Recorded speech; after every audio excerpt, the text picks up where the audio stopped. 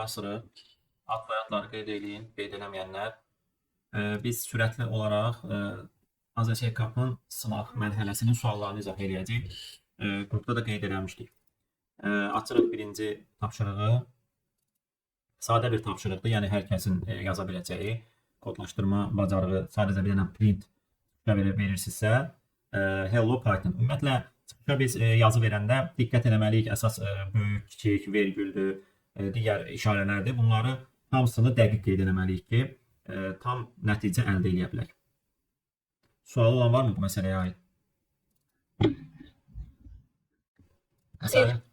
Məsələnin həlli bu. Bunu keçdik. Mikrofonu bağlayın. Mikrofonu bağlayın.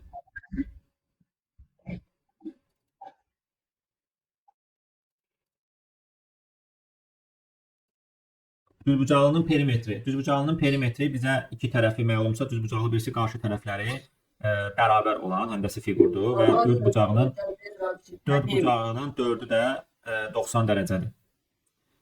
Qarşı tərəflər ümumiyyətlə perimetr deyəndə biz nə başa düşürük? Yəni bütün tərəflərin cəmi. 2 dənə A var, 2 dənə B var. Onda cavab nə olacaq? A vurucu plus B. Bəli. 2A üzərinə gəlirsiniz 2B-ni. Bu qədər sadə. Yəni məsələnin bir sətirlik həlli var. 1 dəqiqə, 2 dəqiqə vaxtımızı alır. Yəni bu tip məsələlər. Deyir ki, n ədədi verilir. N ədədindən əvvəl gələn ədədi tap. N ədədindən əvvəl gələn ədəd nədir? N çıx 1. Bu 10^18 olduğu üçün nə götürəcək? Long. Buna diqqət eləməliyik. Long. Yəni n çıx 1. Bu həlləri sizə göndərəcəm dərsindən sonra. Davam edək. Hello World. İzaha ehtiyac varmı? Hello World. Axırda nida işarəsi. Baş hərflər böyüklə yazılacaq. Boşluğa da diqqət edirsiniz. Bir dənə boşluq qoyursunuz burada. Keçdik.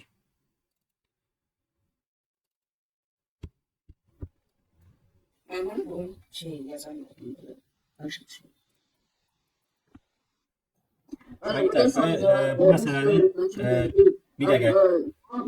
Davud, bir dəqiqə gözlə. Şagirdlər, bu məsələdə axırı 888 ilə bitən ədədlər lazımdır bizə. Əgər bizə K-nı 100-ə qədər veribsə, biz burada bir-bir yoxlaya bilərdik ki, hansı ədədin kubu 888 ilə bitir. Onu da biz yoxlayanda, ola bilər ki, kubu hesablayanda ədəd böyüyür. Biz onu son 3 rəqəmini necə tapa bilərik?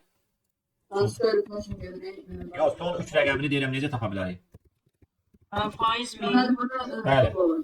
Faiz min. Məsələn, siz götürəcəksiniz i vurulsun i, faiz min. Əgər bərabərsə 888-ə, bu şərt ödənirsə, onda belə çıxır ki, sən uğurlu ədəd tapmısan. Sən də neçəncini tapmalısan? K-nıncını. Hər dəfə tapanda K-nı azalda gedirsən, K sıfıra düşdüsə, həmin ədədi çıxışa verə bilərsən. Bu, sənə verəcək 12 bal. Və burada görürsünüz, mən sizə 12 ballıq həlli də göstərirəm ki, 12 ballıq həldə sənin ilk gələn ədədin 192-dir. Onsuz da bunu nümunədən də görürsən ki, 192 ədədi səndə ilk gələn uğurlu ədəddir. Bu şərtin ödənirsə, K-nı bir dənə azalırsan, əslində bunu birdən də başlada bilərdim, problem yox. Sadəcə da məsələdə görürsən ki, ilk uğurlu ədəd 192-dir. Ona görə də elə i-ni 192-dən başlada bilərsən. I-ni 3 dəfə bir-birinə vurursunuz. Əgər 8-8-8-ə bərabər isə axır 3 rəqəmini saxlayırsan. Ancaq 3 rəqəminə baxırsan. Son 3 rəqəmi minə qalıqdır. Mən burada məsələn i-ni i-yə vurandan sonra minə qalığa baxmışam ki, ədəd çox böyüməsin. Overflow baş verməsin ona görə. Amma sən də bunu long götürürsənsə, buna ehtiyac yoxdur. Bunu buradan ləğv edə bilərsən. Amma sonradan mod minə mütləq baxmalısınız. Bu bizə 12 bal verir. Niyə görə? Çünki uğurlu ədəd K-nıncı uğurlu ədəd biz buradan görürük ki, çox böyük əslində bizdən istədiyi 10^15-ci ədəd var. Yəni biz 10^15-ə qədər dövr qura bilməyəcəyik və yaxud ondan daha artığını qrup tapa bilmərik. Biz nə edirik şagirdlər? Bax, bu məsələdə sən nə edə bilərdin? Məsələn, götürüb hər dəfə məsələn, i-ni çıxışa verərdin hər dəfə. Baxardın ki, görüm necə dəyişir məsələn uğurlu ədəd. Məsələn, 10 dənəsinə baxardın. Görəcəkdin ki, 192 gəlir, sonra 442 gəlir, 692, 942. Neçədən bir uğurlu ədəd gəlir burada? 150-dən bir. Bax, bunu siz gördünüzsə, məsələni çox qısa bir sətirlik həlli var. K-nıncı uğurlu ədəd 192-nin üzərinə K çıx bir dənə 250-ni gəlməkdir. Düzdür? Evet. Yəni tam həlli 192-nin üzərinə katıq bir dənə 250-ni gəlməkdir. Niyə görə? Çünki ilk 192-dir. 1 versəm çıxacaq 1 0 heç nə gəlməyəcək. 192-ni saxlayacaq. 2 olsa üzərinə bir dənə 250 gəlməlidir. Üçüncünü istəsə üzərinə 2 dənə 250 gəlməlidir. Düzdürmü? Dördüncünü istəsə 3 dənə 250 gəlməlidir. Deməli bu şəkildə katıq bir dənə 250-ni sən 192-nin üzərinə gələ bilərsən. Yəni daha bunu götürüb dövrə salma ki, bir götürüm k dənə 250 gəlib. O zaman limitinə yenə gəlib. Zaman limitini aşacaq. Çünki 10 üstə 15 dənə dövr qura bilmərik biz. Aydın oldu. Ben Deməli 12 bal 100 bal 192 üstə gələk kalçıq 1 olsun 250 bu qədər sadə. Yəni bir intuisiya işlətsəz, məntiq işlətsəz, yəni bu məsələni daha sürətli bu şəkildə həll edə bilərsiniz. Bende de orada mesela var idi. Yani internetten mesela görmüştüm. İsteği düşmedim. Növbəti sadə edil. Hə, bence. Onu verim necə tapam. İndi gəlirik bu məsələyə. Növbəti sadə ədəd. Şagirdlər biz sonuncu dəfə topik 0-4-də sadə ədədin tapılması qaydasını keçmişdik. Nə idi? Kim izah edir? Belediye işlerinin köş altısına kadar Yani yazılarından gelerek acayip yer. Kök altına qədər. Neçədən neçəyə? Hətta birden 2-dən. Bəli, 2-dən başladıq. Kök altısına qədər. Niyə görə kök altına qədər gedirdik biz?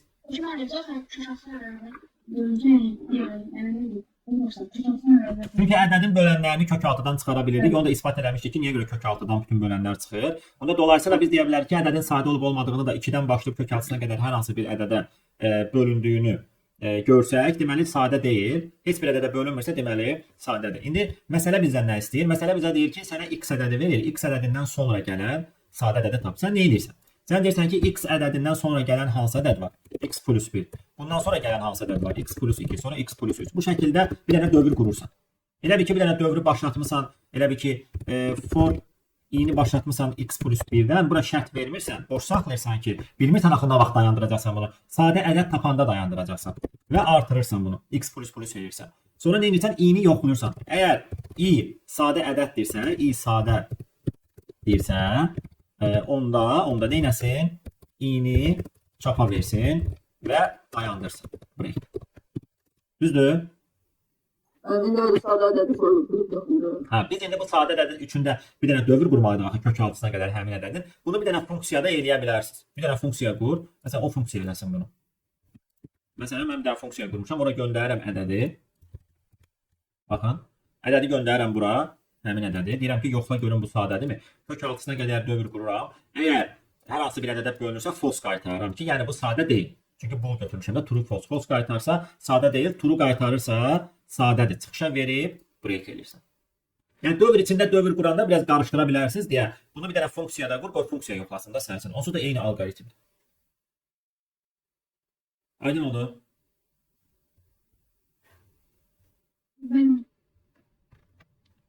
Var mı sualı olan? Hayır.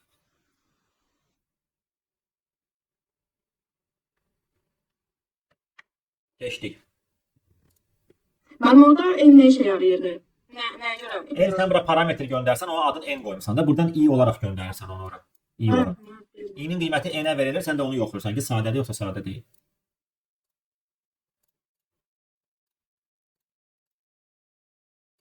Keçdik mi? Maraqlı məsələdir. Bu məsələni izah eləmişdik əslində keçən dərsimizdə. Hatırlayırsınız? Biz bu məsələni necə elədik? Dedik ki, yəni bir daha izahını verək. İndi ola bilər ki, kimlərsə bəlkə ya dərsdə olmayıb ya da nə bilim, bəlkə tam anlamaya bilər. Yani iki sefer olduğunu bilmiyorum. 17 balı almaq üçün bəli, yəni 17 bal 1000-ə qədər, yəni bir-bir yoxlayacaqsan da, məsələn, i-j şəklində. i vur j əgər n-i aşmırsa, sən deməli demək istəyirsən ki, n dənə maksimum kvadratdan istifadə eləməklə bir tərəfi i-dirsə, bir tərəfi j-dirsə, onda neçə dənə kvadrat istifadə olunur? i vuraq j dənə. Düzdür? Düzbucaqlının bir tərəfi maksimum n ola bilər. Əgər sən n dərə balaca kvadratdan istifadə edəcəksənsə maksimum n qoya bilərsən. Minimumda 1 qoya bilərsən tərəfinə. Deməli 2 dənə tərəfi olduğu üçün 2 dənə iç-içə dövr qurursan, bu dövrü niyə görə i-dən başladırsan? Təkrar düzbucaqları saymasın. Məsələn, 2-nin 3-ə olanı saymısansa 3-ün 2-yə olanı saymayasan. 1-in 3-ə olanı saymısansa 3-ün 1-ə olanı saymayasan. Ona görə j-ni i-dən başladırsan, yoxlayırsan ki, kvadratların sayı n-i aşmırsa, deməli mən bir dənə düzbucaqlı düzəldə bilirəm. Bu da görürük iç-içə dövr üçün nə qədər zaman, yəni time complexity n-in kvadratı qədər olduğu üçün 1 saniyəni aşmayacaq və 17 balı əldə edəcəksən. Bəli, mən belə dedim. Kampüsüyə bərabər deyil, n belə deyil, çarx deyil, çarxdır. İndi gələcək o hissəyə. 27 balı necə ala bilərsiniz? 27 balı şagirdlər, əgər burada aşırsa break eləyə bilərsən. If aşdısa, else-də break eləyə bilərsən. Çünki j böyüyə gedir, onda sən i-ni j-yə vursan, n-i yenə 100% aşacaq da.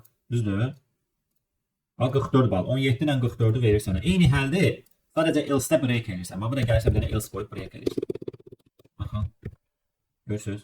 Yenə eyni i-dən başladırsan, i-ni j-yə vuranda görsən n-i keçirsə, j arta gedir. Axı deməli o birisilərdə də n-i keçəcək. Deyirsən ki, onda break. Və yaxud da belə də yaza bilərdim bura. i vur j kiçik bərabərsə n-dən count plus. Bu da düzdür. Deyə bilərik.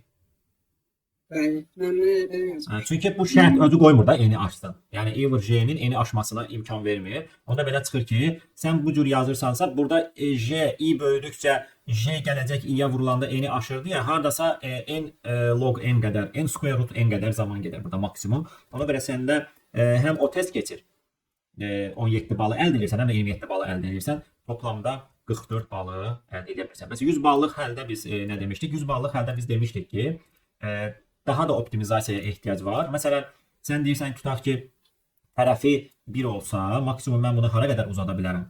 N-ə qədər. Düzdür?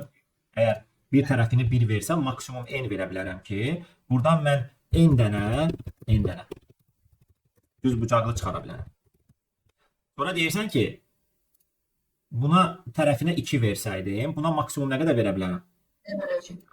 n bölü 2, bəli. Buna 2 versən, sən buna n bölü 2 verirsən. Amma burada bir hissə var ki, yəni n bölü 2 dənə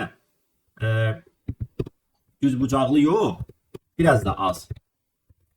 Səbəb nədir? Səbəb odur ki, sən burada 2-nin 1-ə olanı saymaqasan. Çünki 1-in 2-yə burada saymısan, 2-nin 1-ə, onda bu da nə deməkdir? i çıx, n çıx bir dənəsini çıxarsan. Buna ümumi i desək, i. Buna da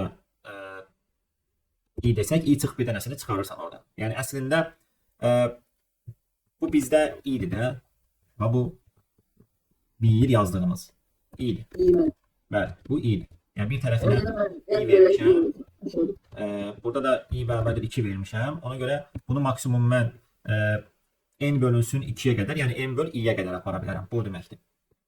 Onda belə çıxır ki, səndə burada neçə dənə çıxacaq? N bölünsün i dənə, i çıx bir dənəsidən ki, daha əvvəl hesablamısan. Məsələn, 3 qoysaydın i-yə, 3 versəydin, deyəcəkdin ki, tərəfi 3 ilə başlayır, maksimum i böl 3-ə qədər, yəni n böl 3-ə qədər gedə bilər bu. Ki, hasili n-i aşmasın. Çünki n dənə kvadrat ola bilər orada.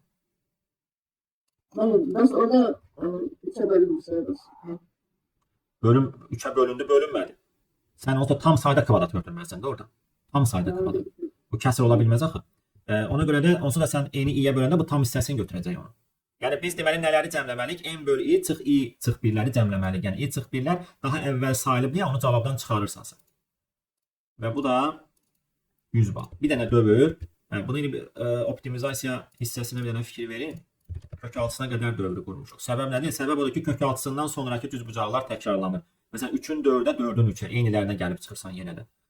Onsuz da burada biz baxsaq məhdudiyyətə, açaq məsələn. N-in qiyməti 10 üstü 9 idi. 10 üstü 9-a qədər dövr biz qurmuruq ümumiyyətlə. Hardasa 10 üstü 7-yə qədər qura bilərsən, amma 10 üstü 9-a qədər 1 saniyəni aşır. Yəni əksər hallarda. Yenə 2 saniyə, 3 saniyə versəydi yerləşərdi. Amma bu məsələdə biz onsuz da bir yerdən sonra, yenə deyirəm, bir yerdən sonra elə bir hal baş verir ki, cavab gedir mənfiyə doğru. Yəni burada sənin n-in qiyməti böyüdükcə gəlib kök altını keçəcək.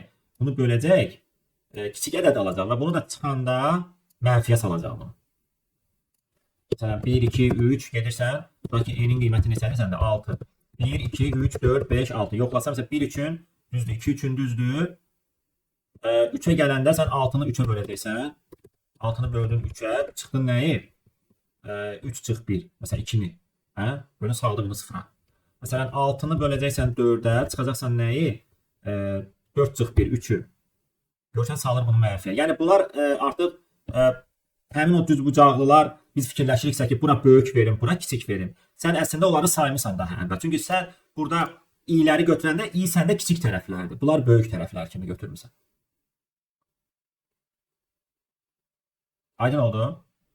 Ona görə də kök 6'ya qədər getmək kifayət edir və kifayət qədər də sürətli bir alqoritm alınır burada.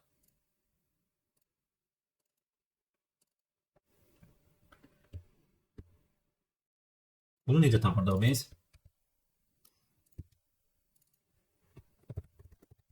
Düz bucaqlı, üç bucağın sahəsi. Hə? İki tərəfini bölünür ki. Katetler bölünür. İkiye bölünür. Biz burada birinci nəyi tapmalıyıq? Katetləri tapmalıyıq da. Düz deyil. Yəni sənə tərəflər verilib A, B, C. Amma bilmirsən də hansılar katetdir. A, B, C. Sən buradan katetləri tapmaq istəyirsən. Sən bunları əslində sort eləsən, 2 dənə ən kiçiyini götürə bilərsən və yaxud da belə eləyə bilərsən. Düzbucağının qaydası nə idi? Düzbucaqlı üçbucağın qaydası. A kvadrat B kvadrat C kvadratına bərabər deyil. Əgər bu ödənirsə, deməli A ilə B səndə katetlərdir. Düzbucaqlı üçbucağın ümumiyyətlə sahəsi A vurulsun B, yəni S sahə bərabərdir A vurulsun B bölü 2. Niyə belədir bu? Düzbucağlının yarısıdır. Bəli, yəni buradan da deyə bilərsiniz ki, düzbucaqlının, bunu tamamlasan düzbucaqlıya bu hissəni. Baxın, bunu tamamlasan, sən A vur B sahəsini alırsan düzbucaqlı olaraq bu. Sənə də bunun yarısı lazımdır. Ona görə A-nı B-yə vurub 2-yə bölürsən. Yəni bir-bir yoxlaya bilərsən ki, A ilə B katetdirsə, A vur B bölü 2'dir. A ilə C katetdirsə, A vur C bölü 2'dir. Katet bilirsiniz, yəni kiçik tərəflərdir, metanız böyük tərəfdir. Yəni onu iflərlə yoxlaya bilərsən və yaxud da nə edə bilərsən? Sort edə bilərdin 3 dənə tərəfi, oradan ən kiçik tərəfi götürə bilərdin. Yəni sənə A, B, C verib 3 dənə tərəfi sort eləsəydin, sıralasaydın, tapırsan da ən kiçik 2 dənə. Sınaq suallardır. Və əslində əvvəlki illərə düşən suallardır da. Hə, axırlarda çətin suallar var idi. İndi onlara da baxacağıq. Bir dənə keçək. Bu asan sual idi. Gələk buna 2 ədəd maraqlı məsələdir. 2 ədəd. Deyir ki, elə 2 dənə ədəd tap ki, elə deyir də, cəmi n olsun. Aralarındakı fərq mümkün qədər kiçik olsun. Məsələn, sənə n-i verib. Tutaq ki, n 10 olsaydı. Şahidlər, bax, məsələləri həll etmə yöntəmlərini sizə deyirəm. Biri var ki, sən məsələni oxuyursan, birbaşa fikirləşən ki, mən kod yazım. Bir də var ki, sən məsələni analiz edirsən. Yəni, hər şey analizdən başlayır. Birinci, siz məsələni diqqətlə oxumalısınız və nümunələrə diqqət eləməlisiniz. Məsələn, özün n bərabərdir 10 versən, sən görürsən ki, A ilə B-nin cəminin n olması üçün və onların arasındakı fərqin mümkün qədər kiçik olması üçün hansı qiymətləri verə bilərsən burada A ilə B-yə? Burada nəyi verə bilərsən soruşur? 9-11. 9-1 versən arasındakı fərq çox olur axı. Evet hocam. Minimum olması üçün ikisine də 5 verərsə də fərq 0 olsun. Düzdür? Düzdürmü? Sonra sən belə bir tezlə rastlaşırsan. Deyirsən ki, bəs 11 olsaydı mən nə edəyərdim? Burada məsələnin şərtinə deyir ki, B ilə A mümkün qədər minimum olsun. Sən onda B-yə A B-dən kiçik bərabər olduğu üçün sən A-ya verəcəksən yenə 5'i, amma B-yə 6 verəcəksən. Düzdür? Bu şərtə görə. Bir vahid obrisinə artıq verəcəksən. Yəni ümumi həll belədir əslində. N bölü 2 buna verirsən.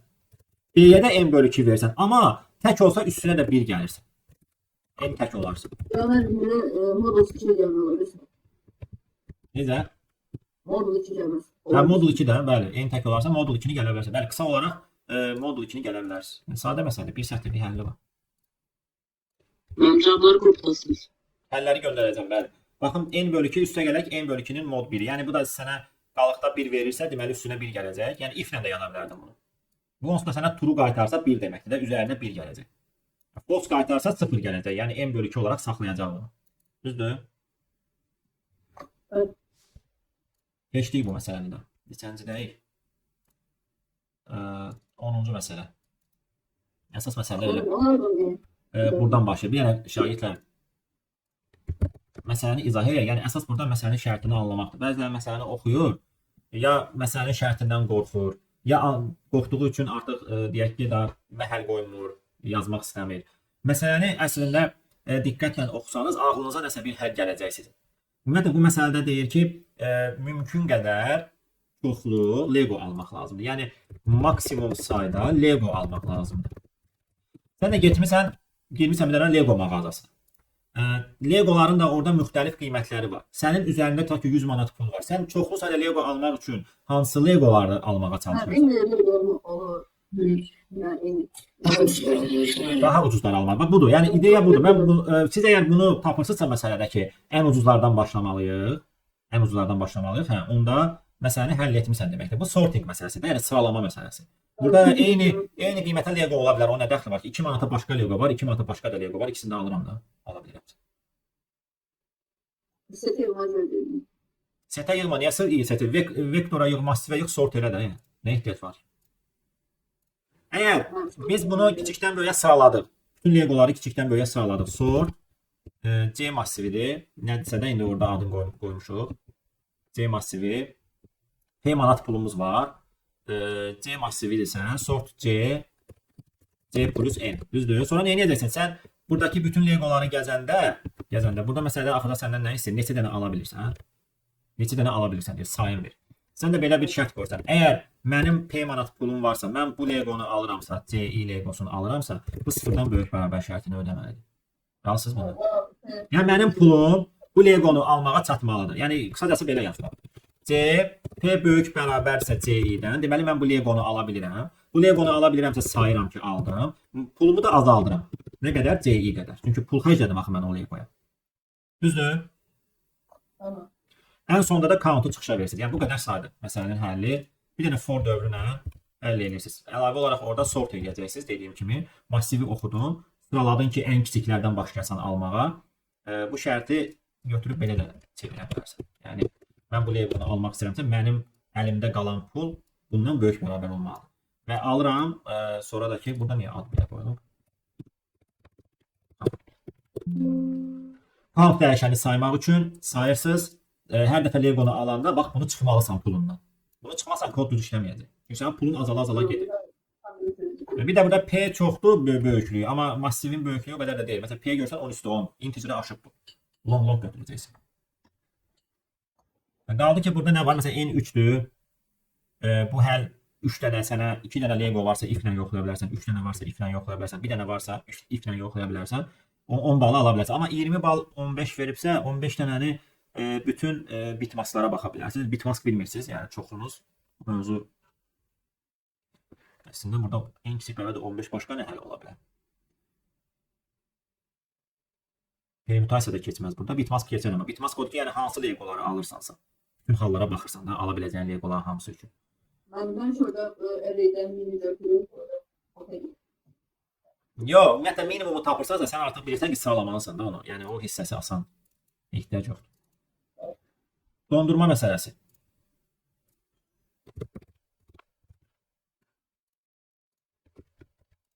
Dondurma məsələsində deyir ki, dondurma mağazaları var, şagirdlərin öz mövqeləri var, dondurma mağazalarının mövqeyi var. Deyir ki, hər şagird mümkün qədər ən yaxın dondurma mağazasından dondurma almaq istəyir. Deyir ki, hər bir şagird üçün verilən birinci bizə nədir? Şagirdlərin bu olduğu mövqelərdir. N dənə. Bu dondurma mağazalarının olduğu mövqelərdir. Ən yaxın hansıdırsa o məsafəni çıxışa verməlisən. İstəyirsiniz gəlin nümunə üzərində eləyək bunu. Məsələn, 4 dənə uşaqdır, 3 dənə mağazadır. 4 dənə uşağın mövqeləri olsun 1, 5, 2, 8 mövqeləri olsun. Mağazaların mövqeləri olsun, məsələn 3, 4, 3, 2, məsələn 6 olsun. Olsa da bu demir ki, artan sıraladır. Deməyib də belə bir şey. İndi şagirdlər bax, bir nömrəli mövqedə yerləşən hansına ən yaxındır? 1 üçün ən yaxın olduğu mağaza 2-dir. Düzdür? Məsafə nədir bunun arasında? 2 çıx 1. 1.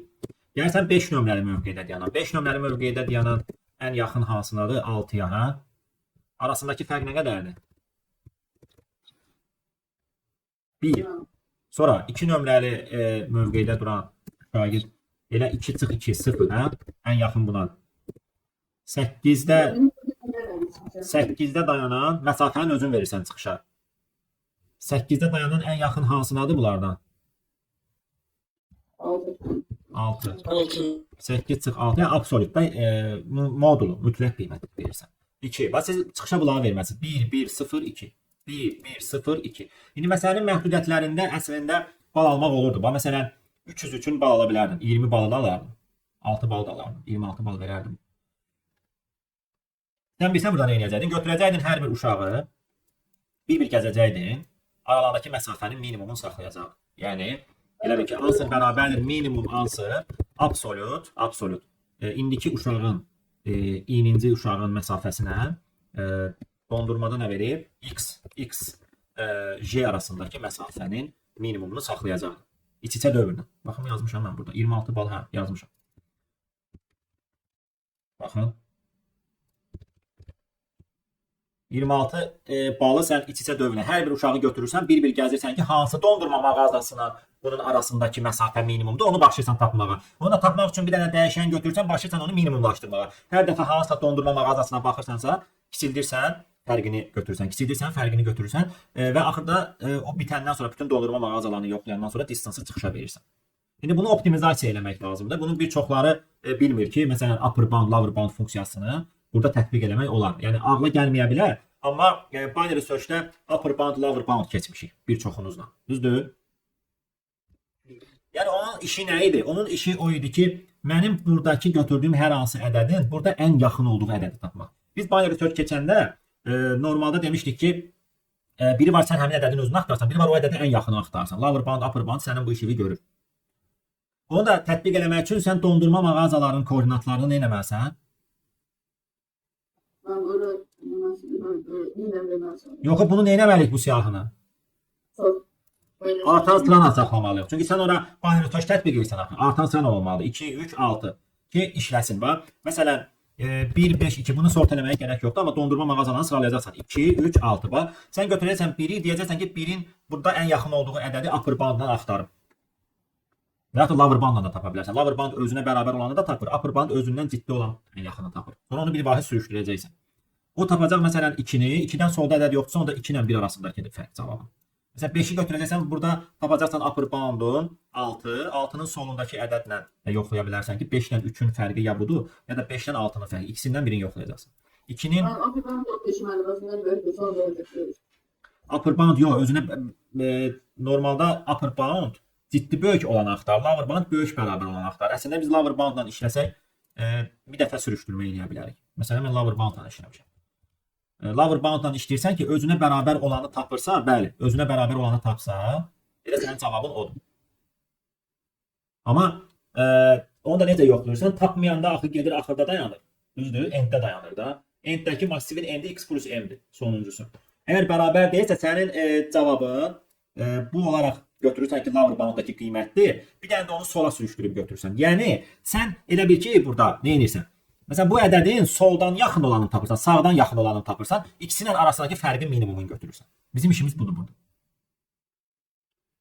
Aydın oldu? Nə ifsiz?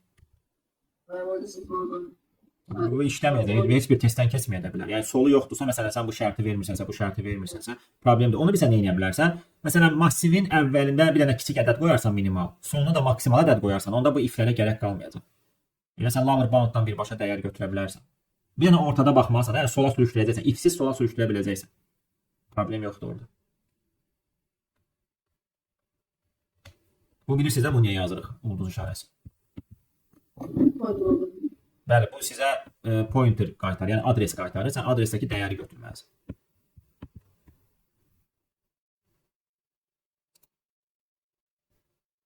Başqa nə var idi burada çətin məsələlərdən? L.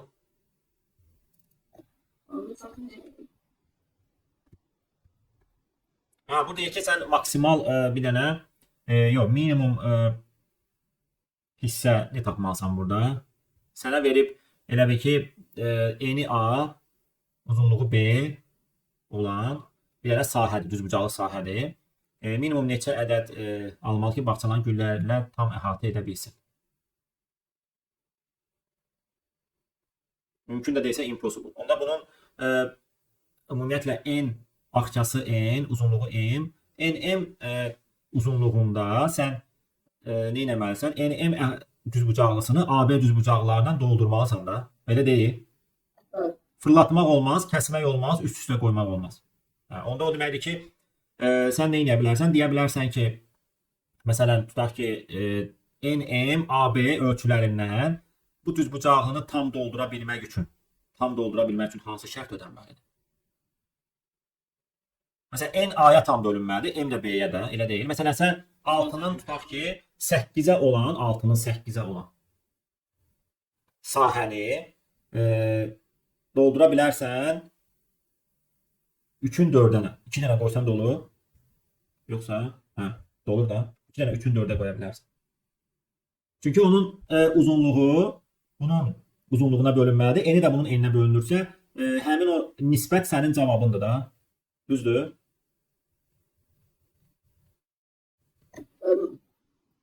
Amma tam doldurmalıdır da oranı yəni. Yarımçıq qalmamalıdır. Digər halda cavab impossible-dur. Adi if else məsələsidir bu. Sadəcə fikirləşməliydiniz ki, yəni o bağçanı mən AB, yəni bir də 2 dənə düzbucaqlım var. Bu məsələ gül bağçası məsələsi. Bax 2 dənə düzbucaqlım var.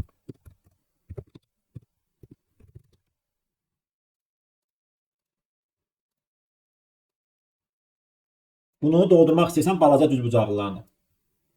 Bu səndə m'dir. Bu səndə A-nın B-yədir. Bunu tam doldurması üçün hansı şərtlər ödənməlidir? Şagirdlər. En A'ya tam bölünməlidir. A N'ə tam bölünməlidir. En A'ya bölünməlidir, M də B-yə. A'ya, N. Bəli, n A-ya tam bölünməlidir, m də B-yə tam bölünməlidir. Başqa hansı şərt ödənməlidir? En A bölünsün AB olabilir mi? Sahələrini bölünməlidir. n B yox.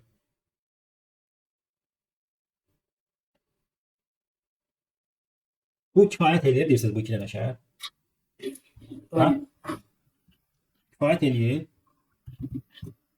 Şagirdlər. Yoxsa əlavə n bölünsün bayaq nə dedik məsələn 6-nın 8-ə. Məsələn n bölünsün A eyni zamanda n bölünsün B-yə bərabər olmalıdır sizcə? Nisbətləri. Nə düşünürsünüz? Hayır. Bu haqda. Bence beraber olmalı. Yəni bu şərt ödənməlidir yoxsa ödənməməlidir? Adam Ehtiyac varmı buna? Gəl baxaq. Bax məsələn mən tutaq ki götürdüm. Ben bu kodu yazmışam ama ben 70% verdim. Bax buna məsəl üçün götürdüm. Belə qoydum da 3 dənə düzdür? 3 dənə qoydum. Ben bunu sorduğum. Yəni mən bunun bu tərəfinə 3 dənə yox, məsələn 4 cərgə də qoya bilərəm də. Düzdür? Ona görə n bölü A bərabər olmamalıdır n bölü B-yə. Yəni o şərtə ehtiyac yoxdur. Ehtiyac. Ben necə elədim? İkisi də product tapdım. Sonra da bal birinci product. Yox, while-la nə edirsən ki? Ya ben balla yok başka kodu. Ama en kim yapardı? Yox, yenə deyirsən də dövr qurmusan da. Ben başka kodu bilirsin. N toplamda neçə dənə sənə düzbucaqlı lazımdır? N bölü A bir tərəfinə nə qədər yerləşirsə, o bir tərəfinə neçə dənə yerləşirsə, olan hasili qədər sənə o AB düzbucaqlarından lazımdır da. Düz deyil? Yadınıza gəlir, binary search-də bir dənə məsələ işləmişdik. Dedik tərəfi denədikdə maksimal kvadrat, minimal kvadrat tap ki, ora AB ölçülü diplomları yerləşdirəsən. Onun düsturu yadınıza gəlir, belə bir düstur çıxarmışdım. Ben yazdım ki product, iki tane product tapdım. Bura neçə dənə A yerləşirsə, bax bura neçə dənə A yerləşirsə, bura neçə dənə B yerləşirsə, cavab onların hasili qədər AB düzbucaqlarını yerləşdirirsən. Ben bana da öyle bir konuşmuş geldim. Her de bilemedim. O enim bölümün product'ından şey çıkıyor. AB'nin product'ı. O zaman limitini aşır. Zaman limitini aşır da o. Aşa bilər. Yəni while zaman limitini aşıra bilər. Aydın oldu şagirdlər məsələnin həlli. Öyle.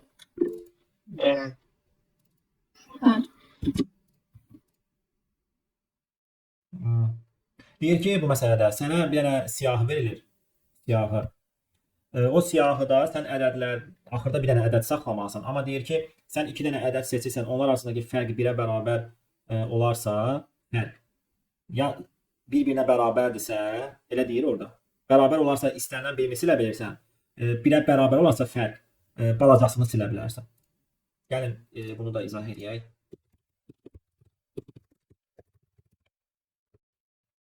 Deyir ki, bax məsələn, hər hansı bir dənə massiv götür.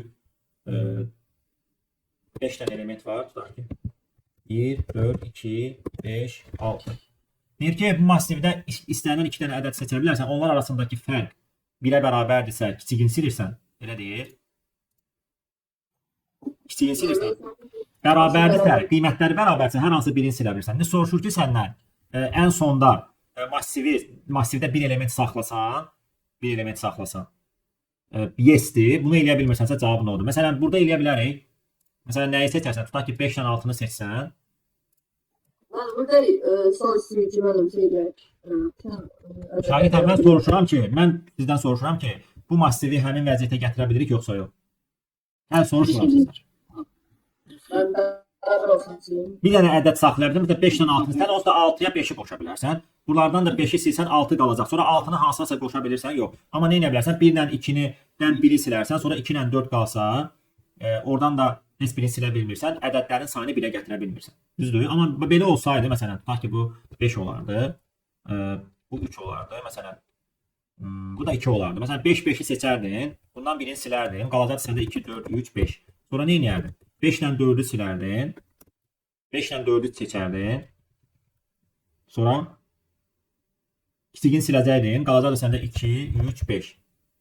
Sonra 2 ilə 3-ü seçərdin, 2-ni silərdin, qalacaq səndə 3, 5. Sonra Arkadaşlar çizgileri lazım. olmur da 3-ünü də siləsən. Bu deyir ki, fərq 1 olsa silə bilirsən, ya da bərabər olsa silə bilirsən.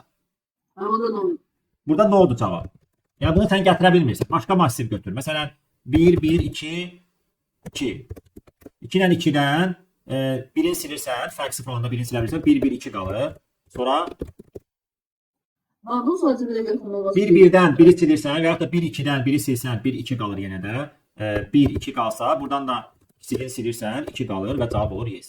İndi şərti tapmalıyıq ki, massivdəki vəziyyət necə olsa cavab yes-dir, necə olsa cavab nə olur? Hə? Sürt eləyib oradan sırayla gedə-gedə. Aha. Aralarındakı fərqin sıfıra yaxud da biri bərabər olduğunu nəzərə alır, silmək olur. Silməyək də deyirəm, silməyə ehtiyac yoxdur. Biz elə birbaşa yoxlaya bilmərik ki. Yoxlaya bilərik. Necə yoxlayarsan? Əgər aralarındakı fərq sıfır yaxud da birdən fərqli, birə bərabərdirsə... Yox, birdən böyük olsa sən deyirsən cavab nə olur həmişə? 2 dənə yanaşı gələnələr. Yoxsa maksimumdan minimum arasında.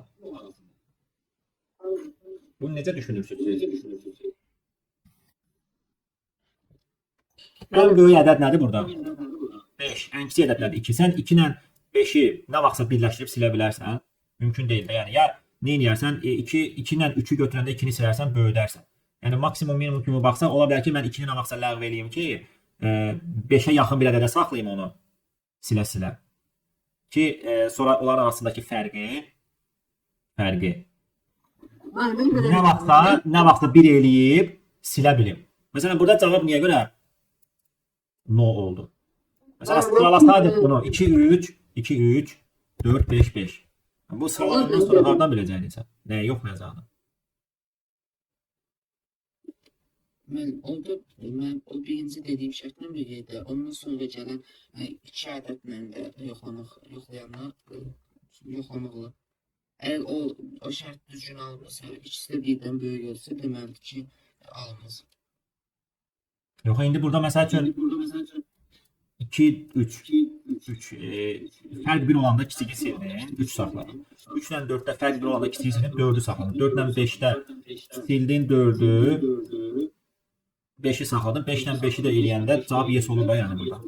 Bunu yes-ə gətirə bilirik də biz. Biz bayaq bilsə niyə görə bunu no-ya gətirdik? Çünki biz götürüb böyüyü sildik 5-lərdən. Əslində elə eləməli deyilik. Yəni 5-in birini saxlamalıydın ki 4 ilə birləşdirəsən onu. Yəni biz bunu bu ardıcıllıqla geçsəydik, baba burada. Bu da yes alınacaqdı. Məsələn, 2 ilə 3-ü birləşdirərdin, balacasını silərdin. 3, 4, 3, 5, 5 saxlayardın. Sonra yenə 4 ilə 3-ün balacasını silərdin, 4, 5, 5 saxlayardın. Yenə 4 ilə 5-in Balacasını silərdin, 5 saxlayardın. Bərabər olanda birini silə bilirsən, 5 saxlasaydın, cavab yes olacaq. İndi mən soruşuram ki, hansı qayda ödənəndə cavab nə oldu və yaxud da yesdir? Onu soruşuram sizdən. Bu məsələni yazan olmayıb sınavda. Ben yazmışım. Ben yazmışım. Sayısını bol vermem. Nə şərt yazmısan? Bu nədir? Bunu kim göndərdi? Enter 1 size. Orada arası sayıcı. Ne deməkdir ki bu array size bundan necə? Halbuki yani orada yoxlayırım. Ben eğer olar mən elədirəm, onda hamısı bir fərq var. Olan hamısının arasında. Yaxşı, bir dənə nümunə verim. İstədiyim cavab deyil. 1 belə olsaydı massiv 1 2 4 5 5. Gətirə bilirsən bunu? Evet, çekebiliriz. Necə gətirirsən? Onu bir silince bir daha. 1 silindi. Qaldı 2 4 5 5. Sonra Sonra hiç silindim. 2-yi silə bilməsən, amma fərq 1 olsa silə bilərsən. Hansı ədəddən birləşdirim mən onu? Ben de beştimle beraber. 4 dən 5 birini silə bilərsən. Ben orada dersim. Sil 2 5 5. 5 silindir arasında. Sil 5'i, 5'i silsən. Sən 2-ni yaxınlaşdıra bilirsən burada. Yaxınlaşdıra bilmirsən də heç cür. Səbəb nədir? Burada cavab nə oldu neynəsən də? Səbəb nədir? Şagirdlər, iki yanaşı gələn elementlər arasındakı fərq. Sıralasan. İki yanaşı gələn elementlər arasındakı fərq. Yanaşı gələn element nə idi? AI ilə AI-1. Düzdür? Arasındakı fərq. Əgər birdən böyükdürsə, cavab nə olur? Razısınız bundan?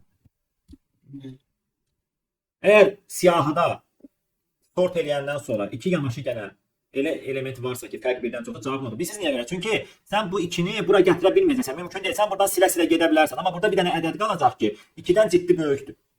Yəni bir vahid arasındakı fərqdən daha çox böyükdür. Yəni 4-2 məsələn 2 vahid fərq var. Gələk fərq 1 olsun ki, sən onu silə biləsən. Məsələnin həlli budur. Yəni başqa bir şey yoxdur burada. Bir də multiple inputdur bu. Yəni test krizinə daxil elə. Sonra massivi oxu, sort elə. Onun sonu var. Çıxa bilərsiniz. Kim istəsə çıxa bilər, kim istəsə qala bilər. Əgər fərq birdən böyükdürsə, no verirsiniz, return edirsiniz, əks halda ən axırda yes verirsiniz. Ad soyadları yazmağı unutmayın, yəni çat bölməsini.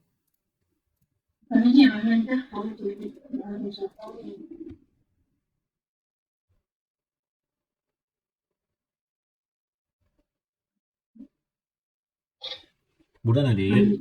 A sətri verilir, B sətri verilir.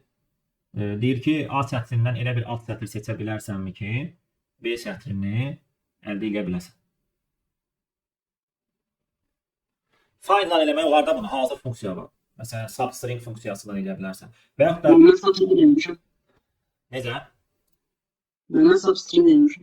Substring ilə də eləyə bilərsiniz. Brute force həlli də var bunun. Məsələn, bir götür oradan, alt sətri burada axtar, eləyə bilərsiniz onda. Yəni iç-içə dövrlə, onsuz da bu da elə işləyir. Götürürsən bir dənə find deyirsən, A find B nə deməkdir? A sətrində B-ni axtarırsan. Axtarırsan, əgər o gedib n-ci position, yəni sonuncuya bərabər deyilsə, deməli tapmısan. Tapmayanda enddə dayanır axı. Məsələn, vektorda, massivdə, amma stringdə belə göstərirsən bunu. Stringin 2 nöqtə n position, yəni sonuncusu deməkdir. Sonuncusuna bərabər deyilsə axtardığın, bu o deməkdir ki, sən onu tapmısan, yes verə bilərsən. Və yaxud da iç-içə dövr qrupda yaza bilərsiniz bunu. Çünki zaman limitini aşmayacaqdı burada.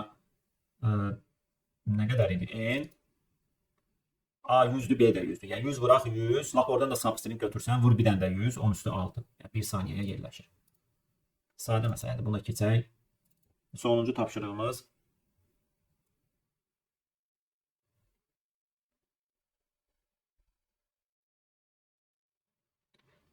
Deyir ki, birdən nə qədər ədədləri elə düz ki, onların arasındakı fərq, yanaşı gələnlər arasındakı fərq birdən çox olsun. Necə düzərsiniz bunu?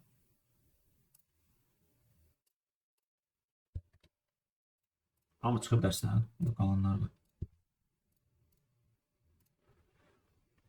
Məsələn, n 4'dür. Necə düzərsən bunu ki, arasındakı fərq, sən əlində elə bir ki, 1, 2, 3, 4 ədədləri var. Necə düzərsən ki, arasındakı fərq,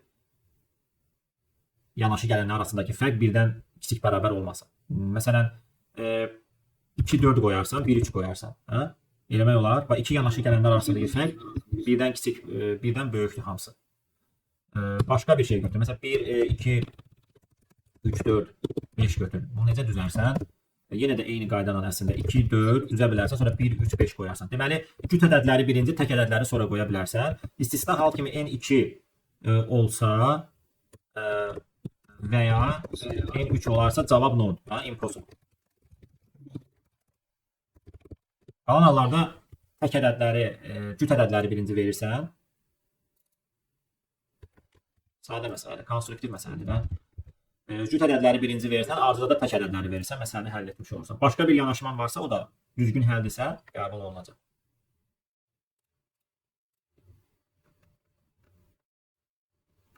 Aydın oldu? Şahidlər. Bunu da sizə göndərəcəm. Həlləri də göndərəcəm. Sualınız yoxsa çıxa bilərsiniz. Sağ olun. Sağ ol. Tamam, öğretmenim. Tamam. Sağ ol. Öğretmenim. Sağ ol. Sağ ol.